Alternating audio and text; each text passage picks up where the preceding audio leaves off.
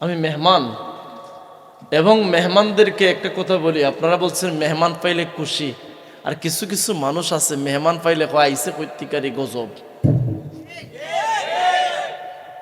কথা বলেন না, কয় আফত শেষ হয় না, একটার পর একটা মেহমান আয়। কথা কই না? অথচ মজার বিষয় কি জানেন, আমার রাসূল বলেন মেহমান সব নবীর সুন্নত।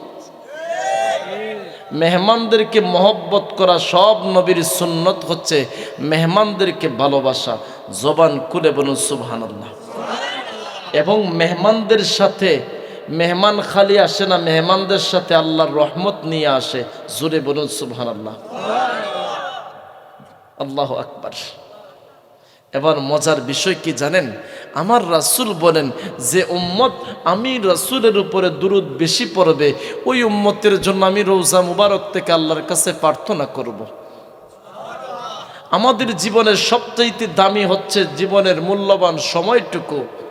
আপনার জীবনে আমার জীবনে সবচেয়ে দামি হচ্ছে মূল্যবান সময়।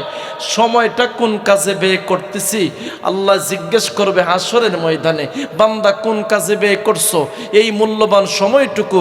ওই সময় মালিকরে বলবো, আল্লাহ সুবর্ণকুনা মাহফিলে ঠান্ডার মধ্যে বৈশা বৈশা কোরআনের আলোচনা শুনছি, তোমার বন্ধুর প্রশংসার আলোচনা শুনছি। মালিক আমার কোনো কিছু নাই, সম্বল নাই তোমার বন্ধুর ভালোবাসা ছাড়া, তুমি মাওলার মহব্বত ছাড়া।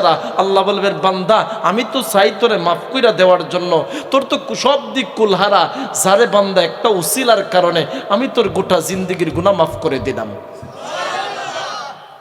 দুরূদ শরীফ পড়তে রাজি আছেন আপনারা? ঠান্ডা লাগতেছে, আজকে একটু কষ্ট করেন। আমি আপনাদেরকে এই ভাবছিলাম ঠান্ডার মধ্যে মনে হয় কেউ নাই, আলহামদুলিল্লাহ। আরেকটা কথা মনে রাখবেন, বাঘের বাচ্চা শিয়ালের বাচ্চা 100টার কোনো দরকার নাই, একটা বাঘের বাচ্চাই দরকার। 1000 বছর বিড়ালের মতো বাচ্চা লাভ নাই, বাঘের মতন সত্য কথার হুঙ্কার দিয়ে 1 ঘন্টা বাঁচার নাম ওই বীরত্বের জিন্দেগি। কথা বলেন, মুনাফিক হয়ে সমাজ